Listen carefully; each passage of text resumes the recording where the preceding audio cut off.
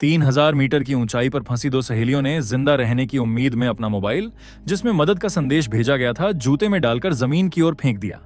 उन्हें लगा था कि जैसे ही फोन नीचे गिरेगा तुरंत बचाव शुरू हो जाएगा। लेकिन इस सुनसान ऊंचाई पर, जहां मानो दुनिया ने उन्हें भुला दिया हो, वे 10 घंटे तक इंतजार करती रहीं। चारों ओर कोई मदद का संकेत नहीं था। भूख और प्यास जहरीले सांपों की तरह उन्हें जकड़ रही थीं, जो किसी भी पल उन्हें निगल सकती थीं।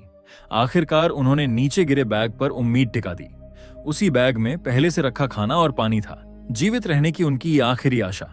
लेकिन सुरक्षा रस्सी इतनी छोटी थी कि बैग तक पहुंच पाना नामुमकिन लग रहा था।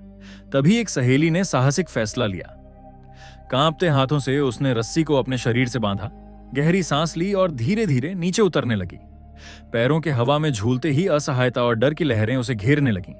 अचानक उसका शरीर बुरी तरह झूल गया। वह लगभग टूटे पतंग की तरह गिरने वाली थी। सौभाग्य से वर्षों के चढ़ाई के अनुभव ने उसे संभाल लिया। हर कदम ऐसा था मानो धारदार तलवार पर चल रही हो। 3000 मीटर की ऊंचाई एक विशाल अंधेरे कुएं की तरह थी। जरा सी चूक और अंत निश्चित। वह बैग के करीब पहुंची, पर दूरी अभी भी इतनी थी कि हाथ नहीं पहुंच रहा था। दांत भींचकर उसने सुरक्षा रस्सी खोल दी, सिग्नल टॉवर की ओर छलांग लगाई और झटके से खुद को आगे फेंक दिया। वह सिग्नल ट्रांसमीटर पर जोर से गिरी, फिलहाल खतरे से बाहर।